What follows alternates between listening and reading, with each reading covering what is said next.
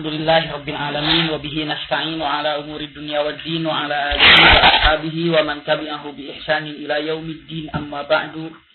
Allahumma la sahla illa ma ja'altahu sahla wa anta taj'al hazna idza syi'ta sahla. Rabbana yassirna wa la tu'assirna. Allahumma inna nas'aluka hubbaka wa hubba man yuhibbuka wa hubba amalin yuqarribuna ala hubbika bi rahmatika ya arhamar rahimin. Amin ya rabbal alamin. Akhwat yang berbahagia, ibu-ibu yang insyaallah Allah muliakan dan yang sangat kami hormati. Insyaallah kita akan melanjutkan perjalanan kita dan mudah-mudahan perjalanan yang kita tunda di minggu yang kemarin dari muqaddimah ataupun untuk apa kita belajar sirah, dan mungkin alhamdulillah ada beberapa yang sudah memiliki sirah nabawiyah yang disebut dengan sirah nabawiyah Ar-Rahiqul Makhtum karangan Syekh Mubarakfuri. Alhamdulillah mana saja hampir semuanya rata-rata bercerita ataupun mengisahkan hal yang sama. Namun kelebihan daripada buku itu bahasanya ataupun kisahnya cukup diringkas tapi sangat lengkap, terutama hadis-hadis yang beliau gunakan oleh Syekh Mubarakfuri ini, hadis-hadis kebanyak hadis yang sahih. Dan selanjutnya mungkin kita baru mulai saat ini masuklah ke dalam pelajaran sirah nabawiyah, dan subhanallah walaupun suasananya suasana yang membuat kita ngantuk kemudian apalagi yang sakit gigi,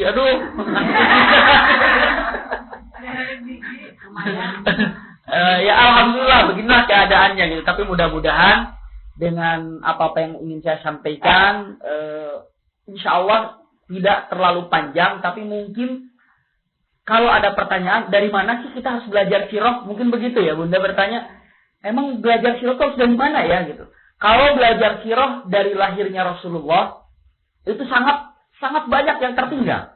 Kita tidak tahu sejarah air Zam-Zam. Gitu. Kalau misalnya sudah kita awali daripada air Zam-Zam saja gitu.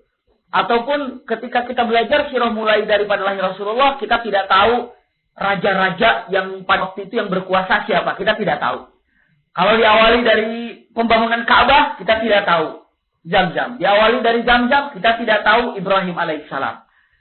Nabi Muhammad SAW terkenal dengan ataupun punten bapaknya dari bapak-bapak, dalam arti kata turunan daripada Nabi Ibrahim alaihissalam itu kepada Muhammad SAW. Jadi Nabi Ibrahim alaihissalam, Nabi Ismail, keturunan sampai ke bawah keluarlah siapa Muhammad sallallahu alaihi wasallam. Nah, izinkan mungkin alangkah baiknya kita mulai daripada Ka'bah, Zam-Zam seperti itu, biar lebih lengkap. Itu pun sudah mulai dikecilkan. Kisah ini sudah dirapatkan. Kita akan mulai bismillah dari mulai Nabi Ibrahim alaihissalam, tapi tidak akan sempurna. Dalam arti kata tidak akan lengkap, hanya yang berkaitan di mana letak nanti Muhammad sallallahu alaihi wasallam akan ada. Bismillahirrahmanirrahim. Dan insyaallah Allah muliakan. Kita tahu kalau sesungguhnya Nabi Ibrahim ini punya istri berapa? 2. Yang pertama, Nabi Ibrahim ini istrinya adalah Sarah. Yang kedua adalah Hajar. Ya. Nah, Sarah ini adalah Nabi ataupun punten istri Nabi Ibrahim alaihissalam yang sangat cantik. Maka namanya sering para ulama dalam sirah mengatakan Sarah namanya. Sarah itu dalam bahasa Arab artinya idza ra'atka sarratka. Artinya kalau berpandangan dengan Siti Sarah ini, semua akan merasa kagum dengan kecantikannya. Itulah Sarah. Jadi kalau seandainya mungkin bahasa Betawinya sekarang Sarah gitu ya. Sarah gitu. Tapi sesungguhnya dalam bahasa Arab namanya Sarah begitu. Sarah. Jadi saking siapa saja yang memandang dia, membuat dia senang, tenang, sangat luar biasa wajahnya, maka namanya Sarah. Wallahu a'lam. Apakah nama aslinya Sarah ataupun nama laqab? Laqab itu apa? Panggilan yang dinisbatkan karena perilaku yang baik dia ataupun sesuatu yang baik yang dia miliki. Misalnya ada orang cerdas sekali orang itu, maka namanya sesungguhnya nama aslinya misalnya dia Siapa nama perempuan misalnya namanya Siti misalnya kan, Siti gitu.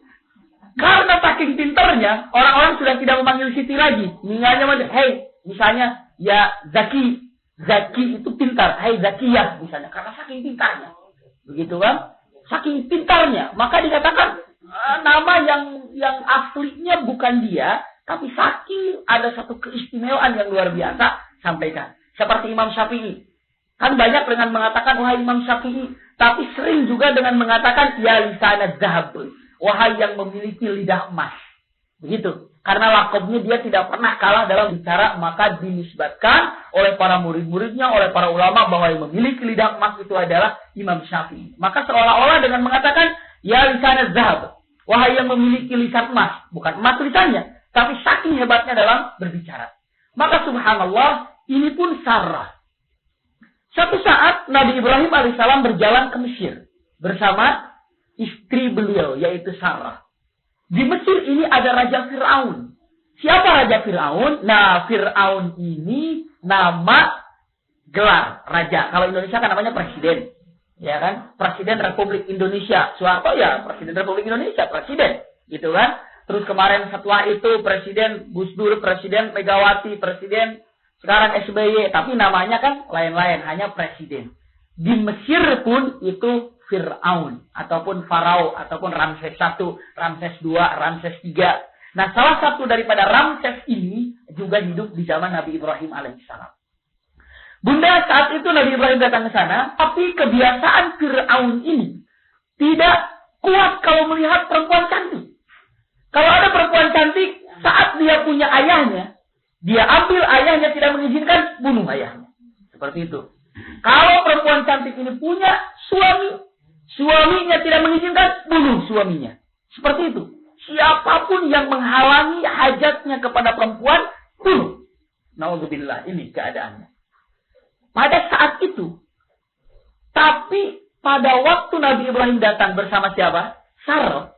Jibril turun dengan mengatakan, Ibrahim, hati-hati. Engkau akan masuk ke satu tempat yang mana tempat ini rajanya, waduh, na'udzubillah, galaknya. Bahkan dia tidak tahan untuk melihat perempuan cantik, apalagi istrimu, Sarah. Nabi Ibrahim, ya bagaimana lagi kita untuk berdakwah? Masuk ke Mesir, dikabarinya oleh Fir'aun, atau masuk kabar ke Fir'aun ada wanita cantik bersama seorang laki-laki namanya Ibrahim, turun Fir'aun. Setelah Fir'aun, baru ditanya, datang, Nabi Ibrahim ditanya, hai Ibrahim kamu? Iya. Siapa perempuan ini? Siapa perempuan ini? Maka Nabi Ibrahim dengan mengatakan, ini adalah saudaraku.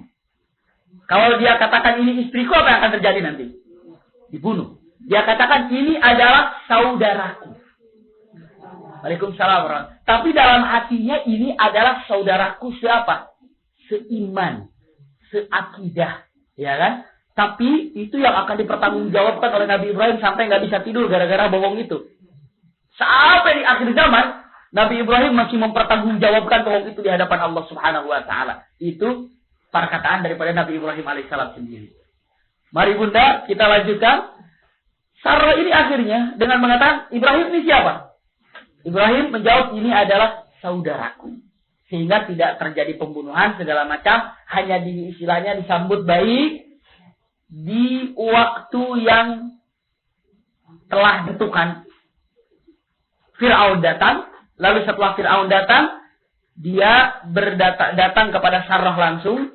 Setelah itu Nabi ataupun na'udzubillah, Fir'aun ini ingin memegang tangannya ataupun jasadnya Sarah. Dan Sarah berdoa kepada Allah dengan mengatakan, Allahumma inni a'udzubika min syarri Fir'aun. Allahumma kfina. Jadi saat dia mau megang, tiba-tiba tangannya apa? Tajambud. Tajambud itu seperti keras. Seperti es gitu. Nggak bisa tahan. Hanya dia jalan lagi. Turun lagi. Mau pegang lagi. Pokoknya setiap mau megang kepada Sarah. Nabi Sarah ataupun punten Siti Sarah berdoa. Allahumma kfina. Allahumma kfina. Tidak jadi. Tidak jadi. Tidak jadi. Karena tajambud tangannya. Dan akhirnya sampailah satu keputusan Fir'aun ini dengan mengatakan bahwa Sarah ini adalah orang yang dilindungi oleh Allah, yang tidak mungkin untuk berbuat segala sesuatu. Dan akhirnya apa yang terjadi, Bunda? Setelah Fir'aun ataupun Nabi Ibrahim mau pulang, meninggalkan Fir'aun, meninggalkan Mesir, Fir'aun memberikan hadiah kepada Nabi Ibrahim, seorang wanita yang bernama siapa? Hajar. Nah, jadi Hajar ini adalah hadiah dari siapa? Dari Fir'aun. Makanya jangan heran kalau ada yang mengatakan Hajar itu adalah anaknya Fir'aun. Ada yang mengatakan Hajar ini bukan anaknya Fir'aun, tapi mungkin memang anaknya Fir'aun, tapi dari Dayang gitu ya. Bukan dari apa? Bukan dari ratu. Wallahu a'lam. Yang jelas Hajar ini adalah anaknya Fir'aun ataupun keluarganya Fir'aun. Dibawa oleh Nabiullah Ibrahim alaihissalam. Dan selama perjalanan pernikahan antara Ibrahim dengan siapa? Dengan Sarah ini tidak memiliki anak. Waalaikumsalam. Tidak memiliki anak, tidak punya anak sama sekali. Dan akhirnya karena tidak punya keturunan, Sarah ini langsung dengan mengatakan, bagaimana, wahai Ibrahim, saya izinkan kamu untuk menikah dengan Hajar. Karena saya tahu persis Hajar ini baik, Hajar ini soleh, Hajar ini bisa mengabdi kepada Allah dan Rasulnya. Maka nikahlah Nabi Ibrahim dengan Hajar. Berdua tuh pernikahan itu. Jadi Nabi Ibrahim istrinya 2. Subhanallah, Bunda. Hamillah siapa? Siti Hajar alaihissalam hamil. Dan tidak lama kemudian ternyata Siti Sarah pun apa? Hamil. Subhanallah. Jadi memang mungkin nggak tahu apa setrum atau bagaimana gitu ya. Tiba-tiba Siti Hajarnya hamil. Siti Sarah pun hamil. Namun sebelumnya Siti Hajar melahirkan terlebih dahulu. Nah, Siti Sarah tidak bisa menahan. Jadi ketika bayi digendong oleh Nabi Ibrahim dengan aduh anakku seperti itu kan gitu kan. Akhirnya Siti Sarah dengan mengatakan, waduh, bagaimana kalau seandainya itu dari anakku gitu ya. Makanya ada rasa apa ya? Rasa sakit hati. Nah, rasa sakit hati kenapa? Yang punya anaknya itu dari dia gitu. Dan akhirnya nama anak itu yang dari Siti Sarah namanya Ismail alaihissalam. Ya kan? Namanya Ismail alaihissalam. Subhanallah. Nah, kita akan turunkan kepada Nabi Ismail alaihissalam. Kita mulai dari sini. Bunda, ini akan mulai dekat karena keturunan Rasulullah. Mari kita lanjutkan. Setelah itu, Siti Hajar merasa apa? Merasa dirinya dengan mengatakan, aduh kayaknya saya tidak kuat ya. Kalau misalnya melihat kebahagiaan Nabi Ibrahim bersama Hajar. Dalam arti kataannya dia mengatakan, wahai suamiku tercinta, sebetulnya saya ini sakit hati. Tapi kalau memang sangat mencintai saya, silahkan hijrahkan, pindahkan, yaitu siapa? Hajar dengan anaknya dari Palestina.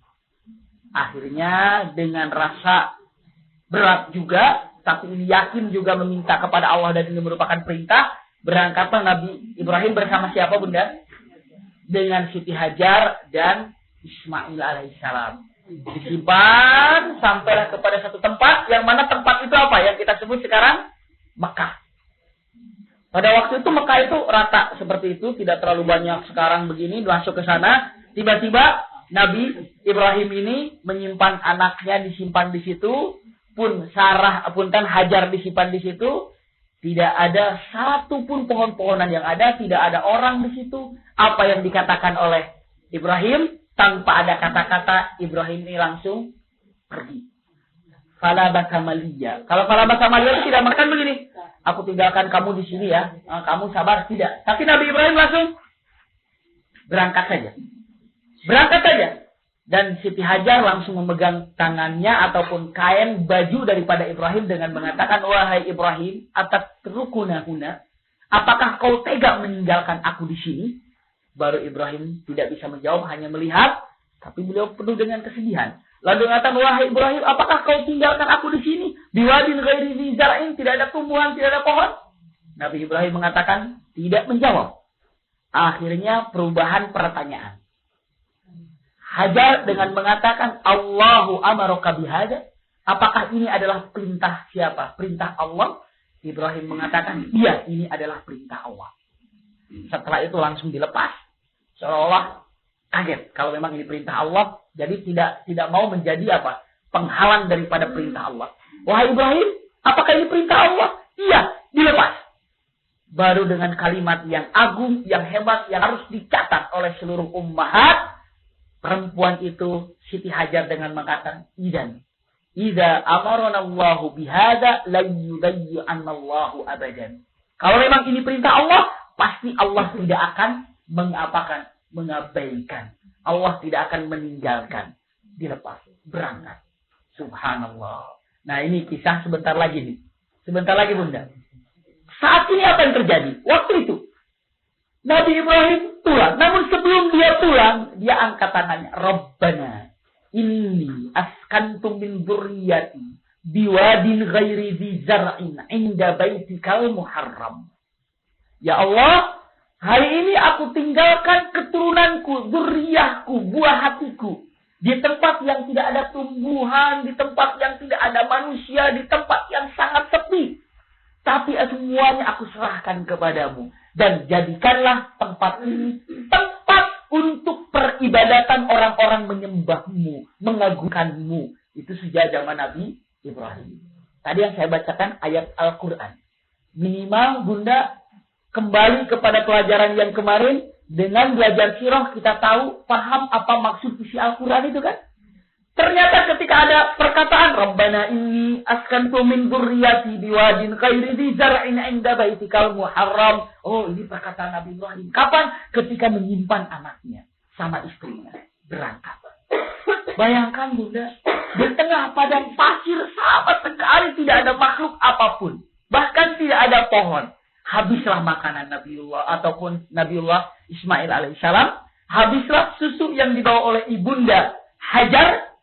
Allahu Akbar. Ismail menangis. Setelah Ismail menangis, paniklah Bunda Hajar. Dia berlari ke Bukit Safa, ke Bukit Marwah, Safa, Marwah dalam keadaan apa? Gundah. Dia lari ke Safa, dia cari-cari. Tidak ada. Lari ke Marwah, dia angkat aja. Tidak ada. Nggak ada, tidak ada. Saat semakin gundah, anak semakin tarik menangisnya. Subhanallah, semakin keras tangisannya. Apa yang dikatakan? Jibril turun dengan mengatakan fadaraba Jibril bi ajnihata. Jadi Jibril mengepikan apa? Mengepikan sayapnya tepatnya di bawah kaki Nabi Ismail. Jadi kalau bayi nangis kakinya kan begitu kan? Nah, Jibril itu mengepikan sayapnya di bawah kaki Ismail. Blak. Bayangkan satu getaran Jibril, langsung air keluar. Betapa hebatnya Jibril ini, kuatnya Jibril ini. Makanya kalau ada yang berpendapat, oh air Zam-Zam itu keluar dari kakinya Nabi Ismail, bukan atas ketikan Jibril. Misalnya, memang benar, di situ ada kaki Ismail. Ada yang mengatakan, bukan kaki Ismail, tapi Jibril memukulnya. Bisa jadi. Namun yang jelas, kalaupun Jibril memukul dengan sayapnya, tepat di bawah kaki Nabiullah Ismail alaihissalam. Keluar air Zam-Zam. Waktu itu namanya belum Zam-Zam. Panpajarat fihalma. Keluar air yang bening. Bening airnya. Maka saat itu Bunda Hajar berlari cepat. Maka air yang keluar itu dia kumpulkan dengan mengatakan zami, zami, zami, zami. Apa artinya zami?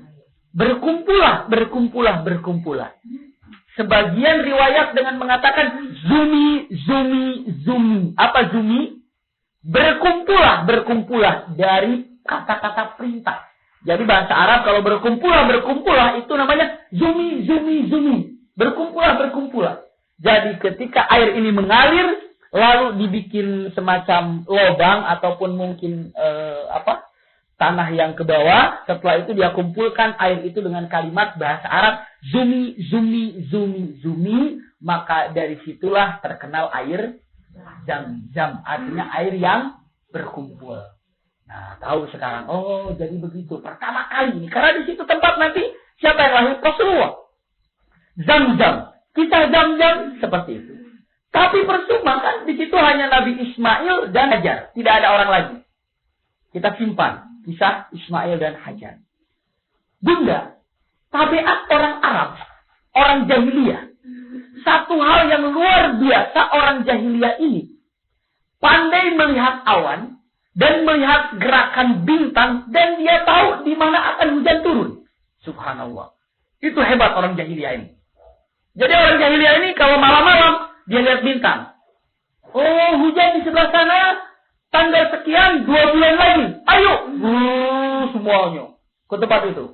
Dilihat lagi, oh yang mungkin 4 minggu lagi hujan di sebelah sana. Di arah sana, karena angin begini. Berangkat ke sana. Subhanallah. Ilmu itu dimiliki oleh orang-orang jahiliyah. Pandai dengan mengatakan kapan akan hujan turun, di mana hujan itu turun, berapa lama hujan itu turun. Dia sangat hebat. Pandai orang jahiliyah ini.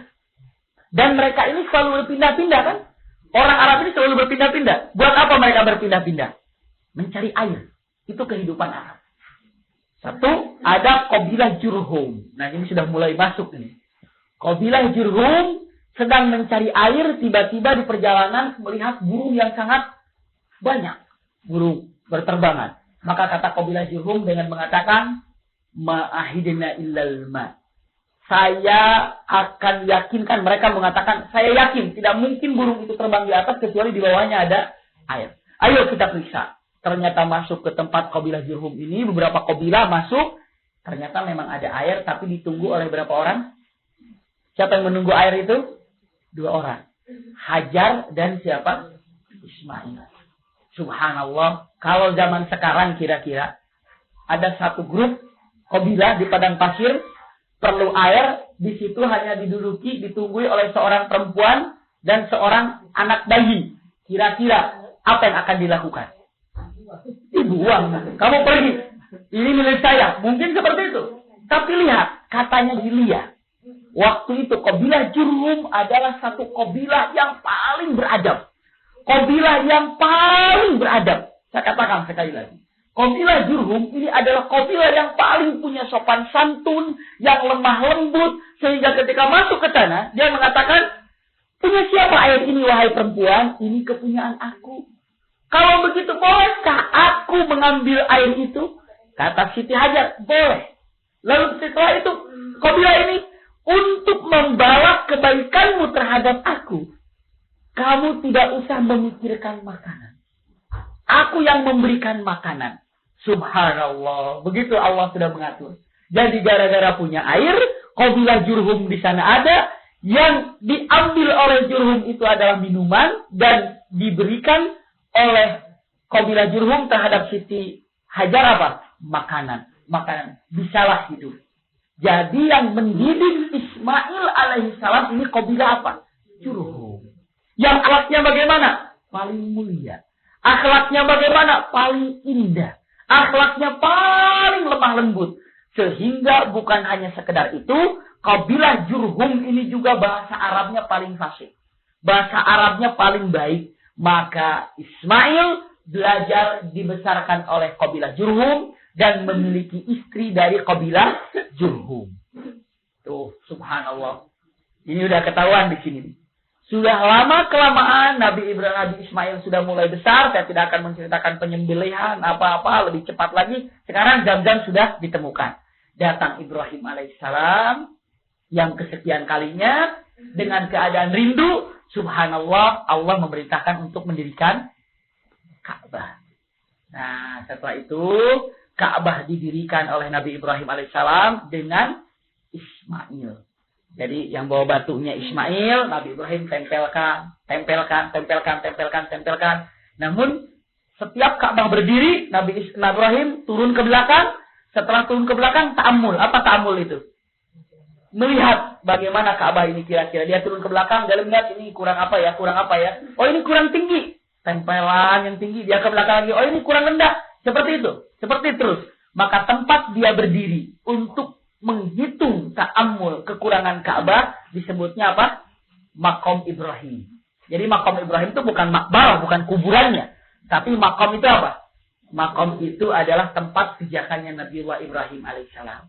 Selesai berdiri, tuntas semuanya. Lalu Ibrahim mengatakan, wahai anakku, tolong carikan hajar ataupun satu batu yang pantas untuk dijadikan permulaan tawaf. Nabi Ismail mencari, Nabi Ibrahim pun mencari, tapi dua-duanya tidak dapat. Namun yang pertama kali atau yang terakhir datang Ismail, dilihatnya Nabi Ibrahim sedang menempelkan batu di situ. Baru dengan mengatakan, wahai bapakku, dari mana batu itu sangat bagus sekali. Baru Ibrahim mengatakan, a'tanya Jibril. Batu ini diberikan oleh Jibril. Subhanallah, ternyata itu namanya Hajar Aswad. Selesai, baru Ibrahim dengan mengatakan, Allahumma taqabbal bima amalna. Ya Allah, kabulkan atau terima perbuatan aku ini, yaitu mendirikan pondasi Ka'bah ini. Setelah itu Allah katakan, Ibrahim, tolong panggil kepada umat yang akan datang. Seluruh umat. Dari mulai sekarang sampai akhir zaman untuk berhaji.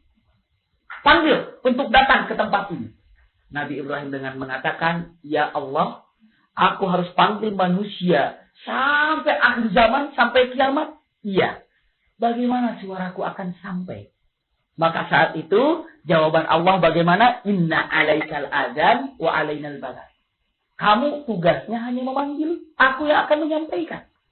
Maka saat itu Nabi Ibrahim pergi ke Arafah, baru dia berteriak, ayyuhan nas, wahai manusia, innallaha qad bana baitan 'alal ardi fahajju. Sesungguhnya Allah telah menciptakan rumahnya di muka bumi ini, maka berhajilah kalian. Labbaik Allahumma labbaik. Labbaik la syarika laka labbaik. Selanjutnya, innal hamda wan ni'mata laka wal mulk la syarika lak.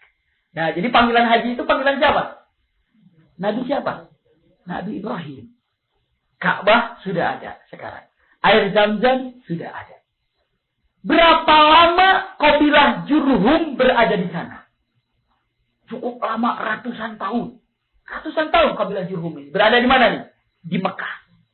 Sampai akhirnya adalah satu kabilah yang iri. Nah, ini sudah mulai masuk nih. Namanya kabilah Khuza'ah.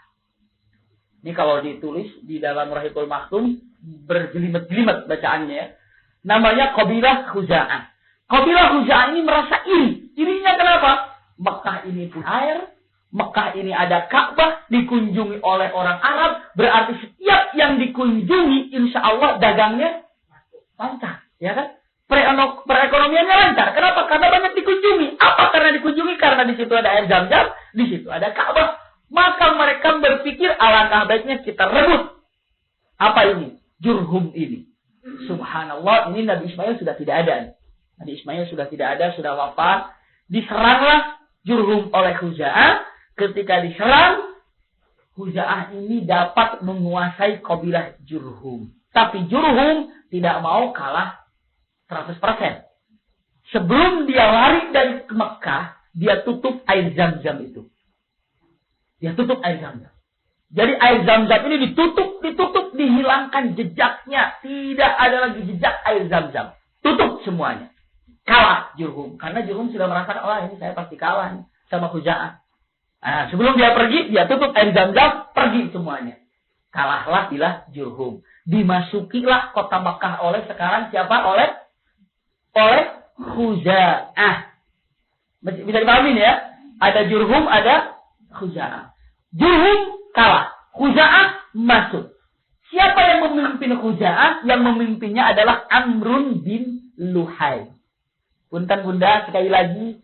Dari sejak Nabi Ismail sampai sebelum Khuza'ah masuk. Ratusan tahun dalam agama yang benar. Dalam keadaan Islam. Dalam akidah yang benar. Setelah diambil oleh Khuza'ah, pimpinan Khuza'ah namanya Amrun bin Luhai. Siapa Amrun bin Luhai? Ini adalah pemimpin yang apabila dia katakan A, harus A. Katakan B, harus B. Jadi dengan mengatakan dalam kalimatnya, La ahad yaqta'u amrahu. Tidak ada satupun yang bisa membangkang daripada Amrun bin Luhai. Di Mekah tidak ada air, kan? Kenapa tidak ada air? Karena Zam-Zam ditutup. Zam-Zam ditutup. Subhanallah, Amrun bin Luhai satu saat dia pergi ke Syam. Saat di Syam, ada satu tempat kabilah Amalik. Dia sedang sujud-sujud kemana? Ke yang disebut berhala. Lalu tanya, kamu ngapain ini? Sujud-sujud ke berhala. Kabilah Amalik ini yang mengatakan, oh inilah Tuhanku. Ini yang menurunkan kebaikan terhadapku. Dan ini juga yang sebenarnya apa? Yang sebenarnya memberikan hujan terhadapku. Ketika dia langsung memberikan hujan, tersentuh. Karena di Mekah tidak ada apa? Tidak ada air. Maka saat itu dia mengatakan, berikan kepadaku satu yang paling besar. Satu yang paling besar. Dibawalah berhala yang paling besar, namanya Hubal. Dibawa ke kota Mekah. Disimpan di kota Mekah, di samping Ka'bah. Lalu Amr bin Luhai dengan mengatakan, sekarang kalian harus menyembah patung ini. Karena ini yang akan memberikan manfaat pada kalian. Ini yang akan menjaga kalian. Ini yang akan menurunkan hujan untuk kalian. Menyembahlah orang Mekah kepada patung ini. Jadi bunda mungkin bertanya, siapa yang pertama kali memasukkan agama Majusi, agama penyembah berhala ke Mekah? Itu adalah Amr bin Luhai. Maka Rasulullah mengatakan, ini hadisnya sahih, ra'aitu Amr bin Luhai yajurru am'a'ahu ilan nar. Saya melihat Amr bin Luhai ditarik ususnya oleh malaikat masuk neraka. Na'udzubillah. Kenapa? Kenapa salahnya? Awwalu man buddila dinal Arab. Dia yang pertama kali menjadikan musyrik di Arab. Dia yang pertama kali.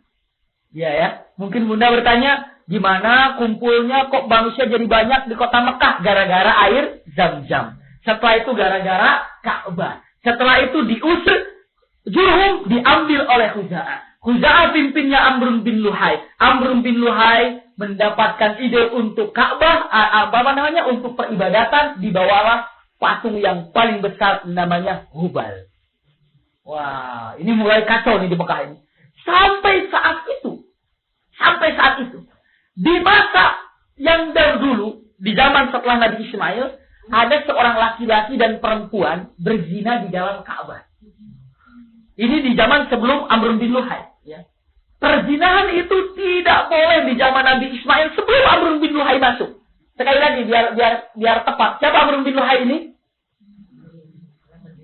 Yang pertama kali bikin musyrik di kota Mekah. Sebelum Amr bin Luhai masuk, berarti jenjang antara Nabi Ismail dengan Amr bin Luhai, kesucian Ka'bah sangat dijaga. Bahkan subhanallah, Allahu Akbar, ada orang yang berzina di dalam Ka'bah. Saat itu Allah jadikan dua orang ini batu. Ini kisah benar. Bukan maling kundang, bukan. Memang dijadikan batu. Falamasa hajaran. Allah jadikan batu untuk sebagai contoh maksiat di depan Ka'bah. Maksiat di dalam Ka'bah. Zina lagi. Saat itu sebagai contoh yang namanya perempuan dan laki-laki. Namanya yang laki-laki namanya Ishab. Yang perempuan namanya Na'ilah. Ada Ishab, ada Na'ilah. Yang Ishab disimpan di sofa. Yang Na'ilah disimpan di Marwah. Sebagai contoh, ini adalah orang yang berzina di dalam Ka'bah. Allah jadikan batu. Tapi saat Amr bin Luhai jadi pemimpin di kota Mekah, Ishab dan Na'ilah dibawa, disimpan di depan Ka'bah dan disembah. Na'udzubillah. Lihat itu bagaimana kesananya. Karena kemusyrikan semakin merajalela, setan pun memberikan wahyu-wahyu. Tanda kata wahyu ini satu kabar yang tepat. Ya, dalam arti kata tanda kutip yang dibawakan oleh wahyu setan. Dibisikkan oleh kepada orang-orang Arab. Dibisikkan dengan mengatakan, ada patung di zamannya Nabi Nuh di Jeddah. Tolong gali. Ada patung di sini, ada patung di sana, patung di sini. Banyaklah ditemukan patung-patung di zaman Nabi Nuh alaihissalam. Wada, Siwa, Yahud, Ya'uq, Nasr. Digali. Didapatlah patung Yahud, Ya'uq, Nasr. Itu patung-patung di zaman Nabi Nuh. Juga disimpan di Ka'bah, disembah juga. Na'udzubillah. Makanya hati-hati sekarang banyak patung-patung ditemukan kan di bawah-bawah sekarang. Nah itulah, jangan-jangan terulang lagi zaman dahulu gitu. Nah, kenapa? Karena yang namanya patung-patung pun sudah ditemukan zaman dulu, akhirnya disembah. Na'udzubillah. Sampai ada satu peraturan dari Amr bin Luhai ini. Siapa yang mau pulang ataupun mau keluar kota Mekah, itu harus tawaf dulu di patung itu. Setelah itu keluar. Mungkin kalau sekarang ada tawaf wada, ya, tawaf wada di Ka'bah ini. Dulu disyariatkan oleh Amr bin Luhai. Dan bagi orang Mekah harus membawa patung buatan Mekah. Ini peraturan Amr bin Luhai. Na'udzubillah. Dan bagi yang tawaf harus menggunakan kain khusus sutra yang harganya mahal sekali. Apabila tidak sanggup menggunakan pakaian itu, harus telanjang. Karena tidak sanggup untuk membeli pakaian itu. Makanya subhanallah mereka tawafnya telanjang zaman jahiliyah. Bukan telanjang tidak punya baju. Bukan, karena ada peraturan yang tawaf harus menggunakan pakaian yang ini. Harganya sekian. Dari ini. Karena banyak yang tidak mau membeli dan tidak mampu untuk membeli. Akhirnya kata Amr bin Luhai, ya telanjang aja lebih baik daripada tidak menggunakan pakaian yang seharusnya pakai tawaf. Na'udzubillah. Ini keadaannya. Bahkan diwajibkan bagi setiap yang memiliki rumah di kota Mekah pada waktu itu, di depannya harus disimpan patung. Dan sebelum masuk rumah harus tawaf dulu di patung itu, baru masuk rumah. Subhanallah, lihat ini. Sudah merajalela. Amr bin Luhai ini bahaya. Jadi pertama kali penyembahan terhadap berhala masuknya di kota Mekah. Siapa yang membawa? Amr bin Luhai. Amr bin Luhai namanya. Nah, jadi sekarang semua tahu, oh Amr bin Luhai. Subhanallah, hari ini kita tahu, oh Arab itu dulu musyriknya pertama kali gara-gara Amr bin Luhai. Oh begitu, oh begini. Masya Allah. Simpan di kota Arab. Disimpan. Sekarang ini, kan ada pada waktu itu Islam belum turun kan Bunda? Belum turun kan? Tapi agama Nasrani sudah turun belum? Agama Nasrani dalam Alkitab yang dibawa oleh Isa alaihissalam. Belum. Yahudi belum. Tapi saya akan percepat. Ya. Pada waktu itu Musa sudah ada, tapi sudah wafat. Isa alaihissalam sudah ada, tapi sudah wafat. Dalam arti kata, kita akan mengisahkan Amr bin Luhai ini kejadiannya setelah Nabi Isa alaihissalam. Berarti Yahudi sudah ada, Nasrani sudah ada. Pada waktu itu Bunda, kalau boleh saya ungkapkan, saya sampaikan, sesungguhnya pertama kali Arab ini dalam arti kata menyembah berhala di zaman Amr bin Luhai. Nah ini sampai di sini bisa dipahami Bunda nih. Bisa dipahami ya? Insya Allah. Karena ini akan nyambung. Satu, simpan tentang Amr bin Luhai. Nah, sekarang ini kita pindah kisah. Kita agak jauh kisahnya. Kita akan masuk ke satu kisah yang di Yaman. Karena nanti akan dirobohkan Ka'bah ini oleh siapa? Masih ingat nggak? Oleh raja siapa? Abraha. Ini Rasulullah belum lahir nih. Masih jauh nih. Ratusan tahun Rasulullah belum lahir. Kenapa saya awali dari itu? Kalau mulai lahirnya Rasulullah saja, itu tidak tahu kita ini. Jenjang ini tidak tahu. Ada satu raja. Nama raja ini adalah Tubba. Kalau raja Yaman namanya Tubba. Iya ya. Kalau raja Fir'aun, kalau raja Mesir namanya Fir'aun. Kalau raja Yaman namanya Tubba. Raja Habasyah namanya Najasyi. Ya kan? Raja Furs namanya Kisra. Raja Romawi namanya Kaisar. Seperti itu. Kita harus tahu nama-nama ini. Kita harus tahu nama-nama ini, Bunda. Raja Yaman namanya Tubba bin As'ad. Bunda, punten, saya sudah menyampaikan sebagai mukaddimah minggu kemarin yang mana Tubba ini seorang raja di Yaman tapi senang berdagang. Masih ingat ya? Yang hari kemarin senang berdagang, ketika dia mau berangkat berdagang, anaknya melalui kota Madinah. Masih ingat? Setelah di kota Madinah, ternyata anaknya terbunuh di kota Madinah. Akhirnya terjadi peperangan antara Raja Yaman Tubba dengan orang Madinah. Kemarin saya sudah sampaikan kalau nggak salah. Belum ya? Udah, di mana saya nyampaikannya? Oh, di Maya kali itu ya. Jadi seperti ini Bunda. Betul-betul belum. Ini lihat nih, Tubba. Tubba ini seorang raja yang adil, baik, tapi dia senang berdagang. Dia senang sekali berdagang, Tubba ini Bunda. Suatu saat, Tuba ini berdagang dengan anaknya untuk pergi ke Syam. Tapi setelah sampai atau sebelum sampai ke Syam, dia beristirahat di Madinah. Nama Madinah itu Yathrib. Kota Madinah itu namanya Yathrib. Dia istirahat, lalu dia mengatakan, "Nah, tunggu Bapak di sini, Bapak akan ke Syam." Belum sampai ke Syam, anaknya ini ada masalah dengan orang Madinah. Berkelahi, terbunuhlah anaknya. Marah nggak bapaknya kira-kira? Marah. Raja lagi. Akhirnya ketika tahu anaknya terbunuh, tanpa ada alasan tanya itu, tanya ini, mungkin kalau sekarang langsung hubungi ke Yaman, serang kota Madinah. Begitu. Diserang kota Madinah oleh pasukan Yaman, sudah mulai menyerang, terjadilah peperangan antara mana, Bunda? Antara Yaman dan Madinah. Pada waktu itu Yathrib namanya. Terjadi peperangan. Tapi Bunda aneh. Kenal semua orang-orang jahiliyah kan? Zaman jahiliyah. Jahiliyah ini sangat hebat untuk menghormati tamu. Orang jahiliyah ini, daripada tamu lapar, lebih baik dia yang lapar. Daripada tamunya kedinginan malam, lebih baik dia yang kedinginan. Daripada tamu yang tidak bisa tidur, lebih baik dia yang tidak bisa tidur. Itu jahiliyah. Tapi luar biasa. Bagus kan seperti itu kan? Penghormatan tamu jahiliyah ini luar biasa. Tidak ada di muka bumi ini yang mampu mengagungkan tamu, menghormati tamu yang paling hebat kecuali orang-orang Arab. Yang kita sebut jahiliyah. Jahiliyah di mana? Bagus padahal. Subhanallah. Maka Islam juga mengatakan demi Allah tidak termasuk orang beriman apabila tidak membahagiakan tamu. Masuk ke dalam syariat Islam.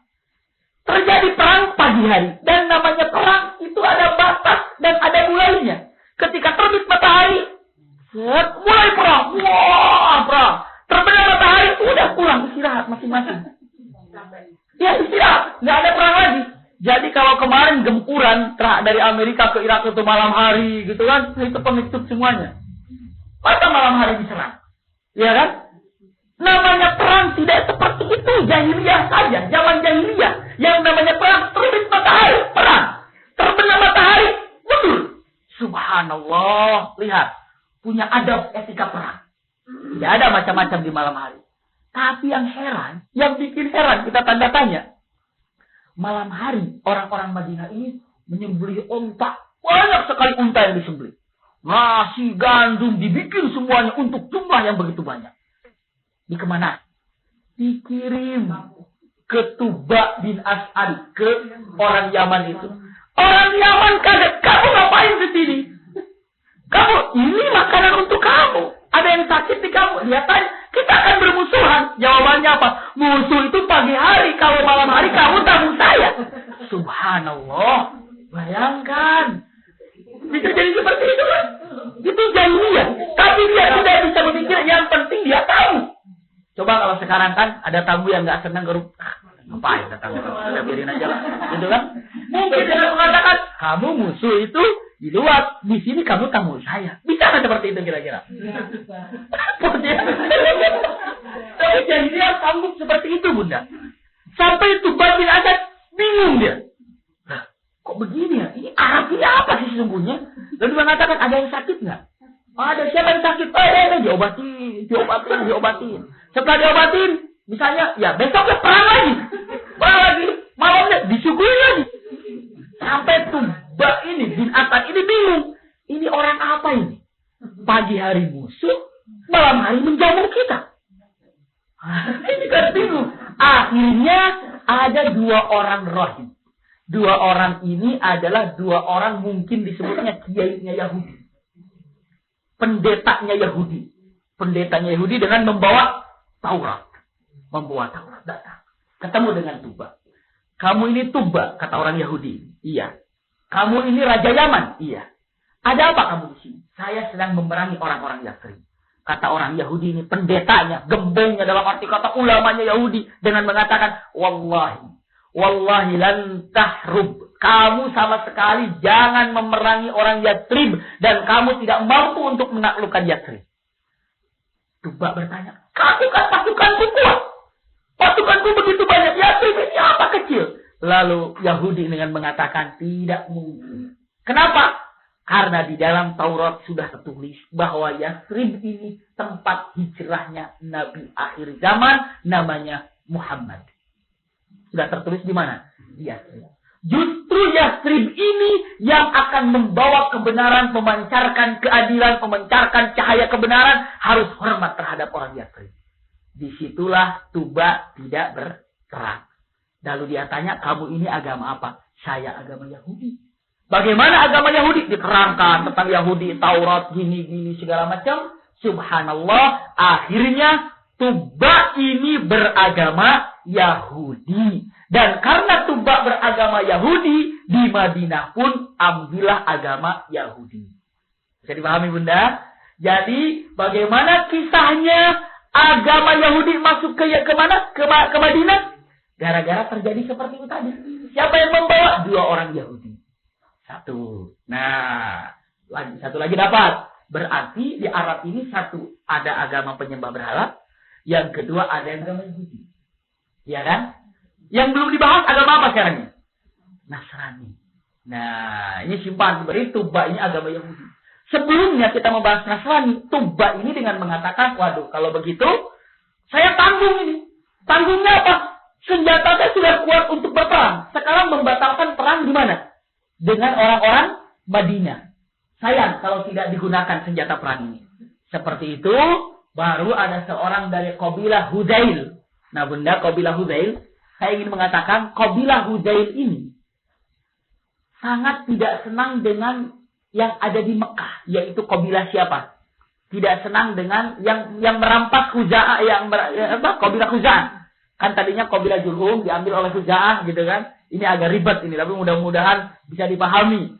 Soalnya ini adalah sirah Nabawiyah saya dari awal. Mudah-mudahan bisa dipahami. Kayaknya ini perang-perang seperti film-film Romawi lah, Alexander, segala macam. Itu seperti hanya mengambil dari kisah-kisah seperti ini. Mari kita lihat. Akhirnya saya tidak memperpanjang. Tuba ini dengan mengatakan, sayang alat perang sudah saya keluarkan. Saya sudah bawa dari Yaman. Kalau tidak digunakan, nganggur. Bagaimana ini? Baju besi ini bagaimana kalau tidak dipakai juga gitu kan? Akhirnya ada kabilah Hudail dengan mengatakan, oh, ada lagi satu negeri yang kaya. Daripada kamu nihil nggak dapat apa-apa, serang negeri yang kaya itu. Mana? Mekah. Nah, ayo kita serang ke Mekah. Ayo berangkat ke Mekah. Berangkat dibawa pasukannya ke Mekah. Pasukan siapa ini? Tuba berangkat. Selagi di Mekah, pendeta ini, ulama Yahudi ini, nanya, lagi di perjalanan, kamu mau kemana sekarang tujuannya? Mau ke Mekah. Mau ngapain kamu ke Mekah? Mau menyerang? Waduh, lebih celaka kamu menyerang Mekah. Kenapa? Di dalam Tauratku, Mekah ini tempat lahirnya Nabi. Dan Mekah ini ada yang disebut di dalam apa? Ka'bah. Lalu dia mengatakan, lalu aku ke Mekah harus bagaimana? Kalau kamu ke Mekah, alangkah baiknya kamu tawaf di sana. Oh begitu? Iya. Anjuran siapa ini? Anjuran agama Yahudi. Di dalam Yahudi, di dalam Taurat harus tawaf di Ka'bah? Iya. Lalu setelah itu, lah kamu kenapa tidak tawaf? Kata Yahudi, karena di situ banyak patung, saya tidak mau tawaf. Begitu. Bisa dipahami ya? Jadi, subhanallah, gara-gara ada patung di sana, orang Yahudi tidak mau tawaf. Tapi kalau kamu seorang raja, silahkan tawaf di sana. Datanglah ke Mekah, dia tawaf di sana. Setelah dia tawaf, dia tertidur. Bermimpilah dalam tidurnya. Mimpinya itu dia menutupi Ka'bah dengan kain.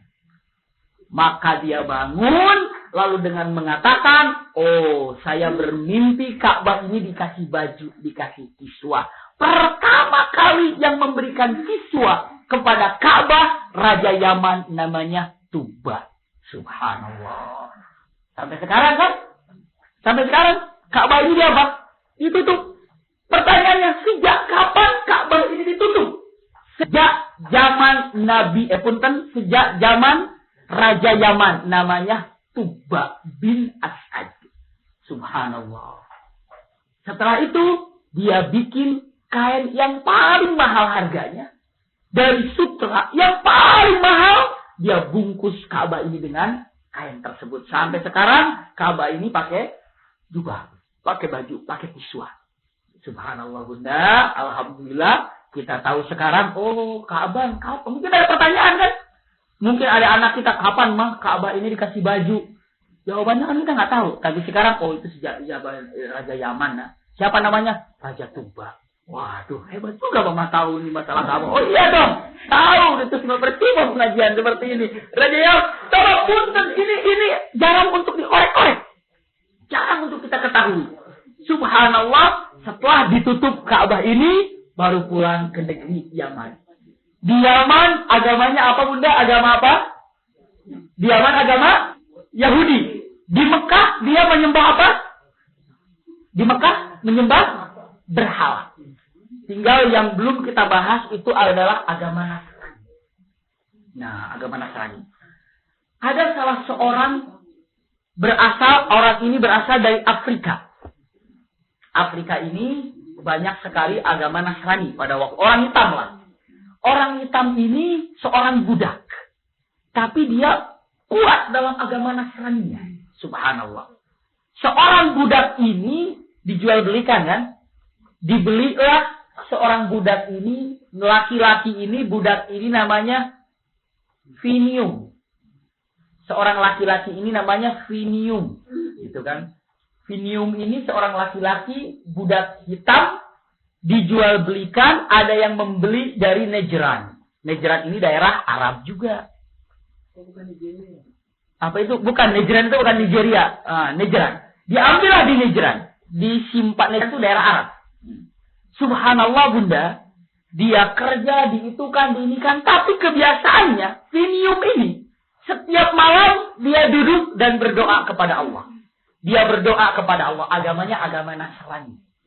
Nah kita harus tahu bunda, punten ini agak ribet sekali. Agama Nasrani. Saat itu majikannya ngintip di jendela. Loh, ada cahaya. Cahaya berkeliling. Cahaya apa ini kira-kira? Lalu dibuka pintunya. Wahai Finium, kamu ini sedang apa? Finium mengatakan, saya sedang menyembah Tuhanku yaitu Allah. Lalu dia bertanya dengan mengatakan, agama apa kamu? Saya agama Nasrani. Lalu Finium mengatakan, kamu menyembah apa wahai majikanku? Majikannya itu penyembah pohon. Jadi penyembah apa? Penyembah pohon. Di mana pohon yang paling besar, di situ disembah. Ada pohon yang paling gede, di situ ditakuti.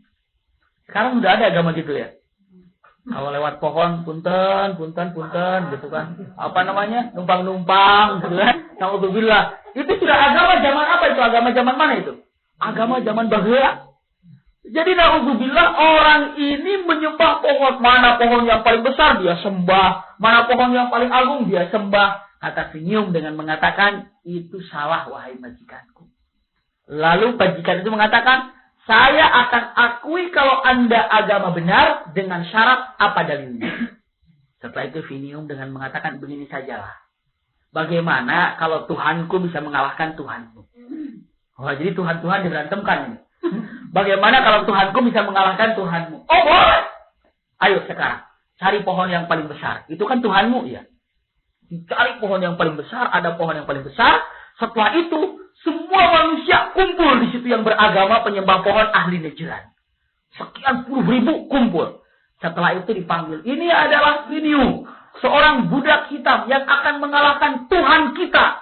Pohon yang paling besar. Lalu Finium datang. Pohon yang paling besar. Dia berdoa kepada Allah. Memohon kepada Allah. Tiba-tiba datang halilintar. Jebret. Hancur pohon yang besar itu. Berarti Tuhan mereka kalah. Hancur.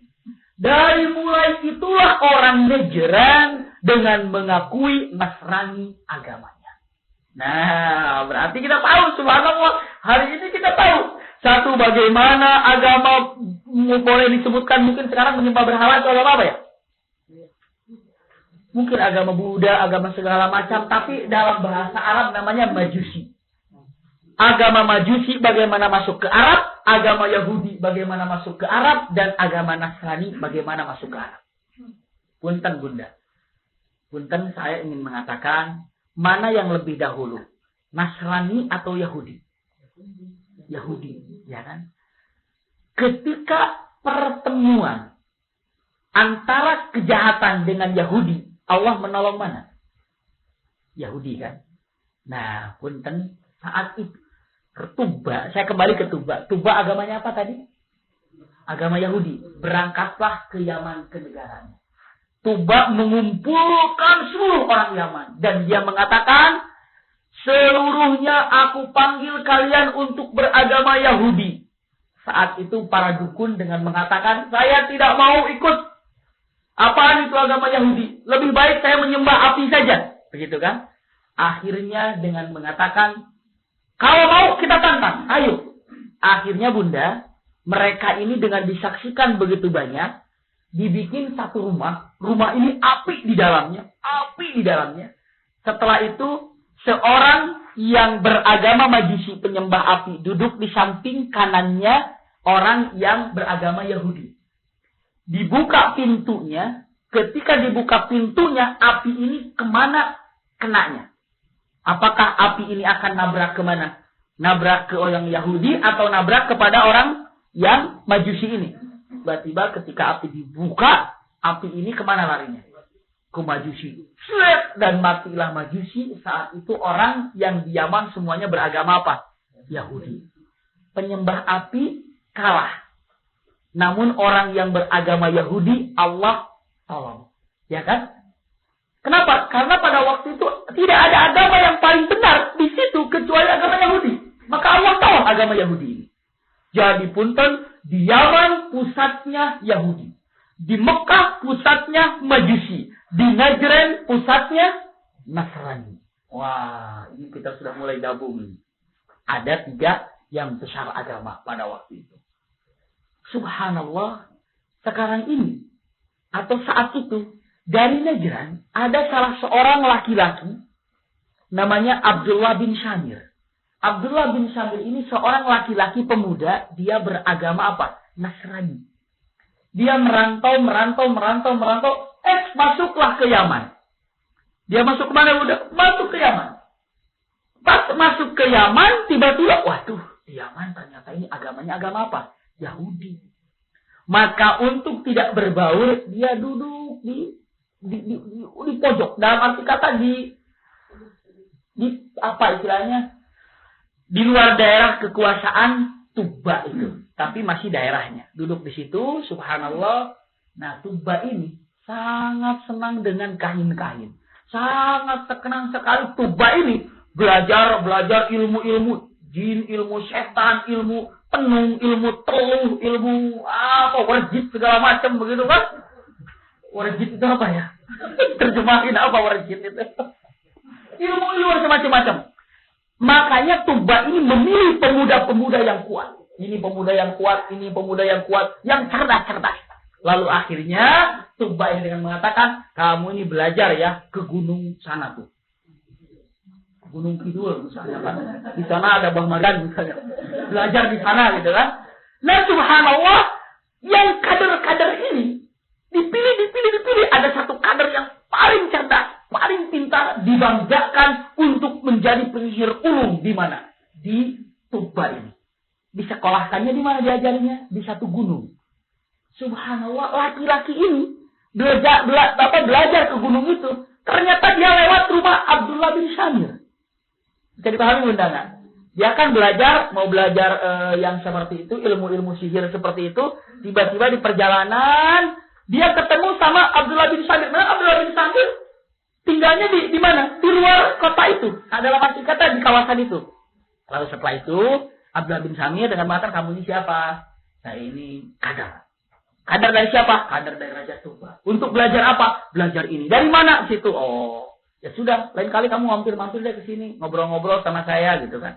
Yang pertama cuma minum aja, berangkat naik. Besoknya ngobrol-ngobrol, naik. Besoknya lagi belajar agama. Udah nggak kesana lagi. Jadi belajar agama apa? Agama Nasrani. Akhirnya dia pindah agama menjadi agama Nasrani. Nah, subhanallah kita lihat nih. Gurunya ini, loh udah 1 bulan nggak datang muridku ini. Kemana ini? Kirim surat ke raja, muridmu tidak pernah datang. Ini kisah benar, Bunda. Tidak bohong. Ini benar, semuanya ada dalam Al-Quran ada. Nanti kita bahas. Subhanallah. Padahal dia berangkat dari rumah, bolos. Gitu kan? Dipanggil. Kamu ini selama ini ngapain? Pergi kemana kamu ini? Kan kami sudah dibiayai, sudah dikasih gaji per bulan untuk belajar. Malah kamu kemana ini? Gitu kan? Subhanallah, laki-laki itu mengatakan, maaf saya tidak mau belajar di sini. Kenapa? Saya tidak mau, kan saya sudah beragama Nasrani. Tidak mau pindah ke dalam Yahudi lagi, tidak, dibunuh laki-laki itu. Lalu dia tanya, siapa gurunya? Abdullah bin Syamir. Diambil Abdullah bin Syamir. Ditanya, kenapa kamu ini begini? Saya agama Nasrani. Saya mengajak Anda untuk beragama Nasrani segala macam. Subhanallah. Sekarang, mana yang lebih terakhir? Agama Nasrani atau agama Yahudi? Nasrani. Saat ini Allah harus menolong agama yang mana? Nasrani. Waktu pertemuan Yahudi dengan Majusi, Allah tolong mana? Yahudi. Ketika Yahudi berhadapan dengan Nasrani, Allah tolong Nasrani. Tapi nanti Nasrani berhadapan dengan Islam, Allah tolong mana? Islam. Lihat. Allah lihat, ini keaturannya begini. Biar kita semuanya mengerti, oh begini ya sesungguhnya. Terjadi seorang laki-laki. Lalu ditanyakan, kamu ini kalau tidak mau pindah ke agama Yahudi, aku akan bunuh. Bunuh saja. Bagaimana cara membunuhnya? Lempar saja ke laut. Bunda dikasih, dibawa ke laut, dibawa dalam perahu, dilihat oleh semua orang, mau dilempar di tengah laut. Begitu rencananya. Tiba-tiba perahu masuk ke tengah laut, ada ombak yang begitu besar. Semua pasukan ini, perahu terbalik, semuanya terbalik. Yang selamat cuma satu orang. Siapa? Abdullah bin Syamir. Dia selamat, Abdullah bin Syamir ini. bisa kembali lagi. Dan dia menyetorkan diri. Aku masih hidup, wahai Raja Tuba. Katanya, kau mau membunuh aku. Waduh. Kalau begitu, orang ini kita lemparkan di atas bukit. Semua pasukan membawa dia ke bukit. Rencananya mau dilemparkan dari bukit. Semua orang melihat. Tiba-tiba, saat mau dilemparkan, bergetar bukit itu. Mati semua yang di bukit itu. Yang selamat siapa? Satu orang. Abdullah bin Syamir. Datang. Wahai Raja Tuba, aku ini masih hidup. Mana tuh prajuritmu yang mati sekian ratus? Akhirnya, Tuba ini kehabisan akal bagaimana caranya. Baru Abdullah bin Syamir mengatakan begini. Punten bunda ini kalimatnya. Wahai Raja Tuba, kalau kau ingin membunuh aku, gampang caranya. Bagaimana caranya? Caranya mudah sekali. Bagaimana? Aku ikat di atas pohon ataupun di atas tiang yang tinggi, di tengah lapangan. Setelah itu seluruh orang yang ada harus hadir melihat pembunuhanku. Harus melihat. Lalu setelah itu kau bunuh aku dengan tanganmu sendiri, dengan panah. Namun ketika kau mau melepaskan busur, kau harus mengatakan Bismillahi Rabbu hadzal ghulam. Artinya atas nama Allah Tuhannya ghulam ini, anak ini, begitu kan? Jadi dengan atas izin Tuhannya anak ini. Setelah itu dikumpulkan semua masyarakat yang ada, anak itu diikat. Tuba sendiri mengangkatnya dan dia berteriak, Bismi Rabbi hadzal ghulam. Atas nama Tuhan si laki-laki ini, aku akan membunuhnya. Mati laki-laki itu. Tapi efeknya kan luar biasa. Yang menyaksikan pada saat itu sekitar 20.000 yang hadir. Dia berpikir, kemarin ngebunuh nggak bisa. Sudah kemarinnya lagi mau ngebunuh nggak bisa. Tapi ketika minta izin sama Tuhannya anak ini, bisa terbunuh. Betapa hebatnya Tuhannya anak ini. Ayo semuanya agama Nasrani. 20.000 orang Yahudi pindah ke agama Nasrani. Nah ini kejadiannya. Marahlah Tuba. Tuba saking marahnya dengan mengatakan, siapa yang beragama Nasrani akan saya bunuh semuanya. Harus kembali ke Yahudi. Tapi yang 20.000 itu tidak ada yang beragama atau mau pindah. Maka waktu itu Tuba menyediakan lubang yang besar. Setelah lubang yang besar itu dikasih api yang begitu banyak. Siapa yang beragama Nasrani, loncat. Maka saat itu 20.000 manusia loncat satu persatu ke lubang itu, namanya Ukhdud. Di dalam Al-Quran, Qutila ashabul Ukhdud. An-nari dhatil waqud. Idhum alaiha qu'ud. Wahum ala ma yaf'aluna bil mu'minina syuhud. Ini adalah Tuba yang kejam. Tuba yang kejam. Kejamnya bagaimana? Membunuh orang gara-gara dia masuk agama apa orang itu? Nasrani. Subhanallah. Masuk ke sana. 20.000 orang dibunuh oleh Tuba dengan cara membuat Api di dalam tanah, lalu setelah itu dimasukkan orang ke situ. Kekejaman apa tuh oleh tumbal ini? Ada yang selamat nggak? Ada. Satu orang yang selamat ini namanya Daus. Daus ini, dia berpikir, waduh kalau begitu saya harus minta tolong. Ini bukan masalah daerah dan daerah, tapi masalah apa ini? Agama. Ini masalah agama. Orang Nasrani 20.000 mati oleh orang Yahudi. Dia lapor, siapa raja yang beragama Nasrani ya? Siapa ya? Gitu kan. Akhirnya dia berangkat ke Romawi. Romawi ini rajanya Kaisar. Karena Romawi ini agamanya apa? Nasrani, Romawi, Roma. Sekarang Romawi di situ ada apa? Ada Paus, ada Vatikan. Dulu juga memang di Romawi. Datanglah Daus ini mengatakan, wahai Raja Romawi, saya ini adalah agama Nasrani. Dan tolong kasihani saya.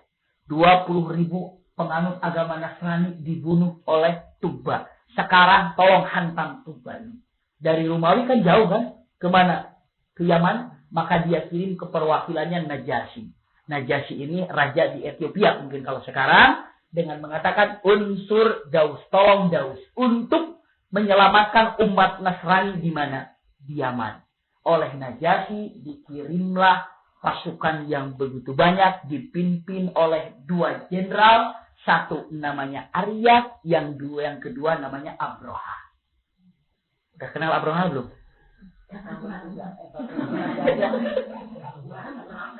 Nggak jadi kenalan. Itu Abraha itu. Belok sini ke kanan terus. Jadi bunda sering dengar kan kalau nama Abraha kan? Sering dengar. Jadi ternyata Abraha bukan Yaman asli. Tapi Abraha ini dari Najasyi. Nah bunda, secara singkat saja. Sebelum kita lanjutkan di minggu depannya. Penghancuran Ka'bah dan lahirnya Rasulullah. Saya ingin mengatakan. Saat itu Najasyi menyuruh 2 jenderal dengan membawa pasukannya. Aryat dan Abraha. Datang 2 jenderal ini menyerang ke kota mana? Ke Yaman. Kalah semuanya di Yaman. Dikuasailah Yaman oleh 2 raja, 2 jenderal. Siapa namanya? Abraha dan Aryat. Kalau satu negara dipimpin oleh 2 jenderal, dua-duanya punya pasukan, nggak bakalan beres. Ya kan? Berantem. Tapi hebatnya dua-duanya, dalam arti kata kuat. Dengan mengatakan, nggak usah bawa-bawa pasukan.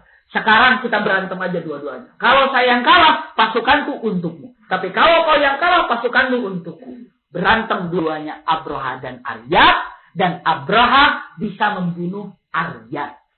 Aryat ini terbunuh oleh Abraha.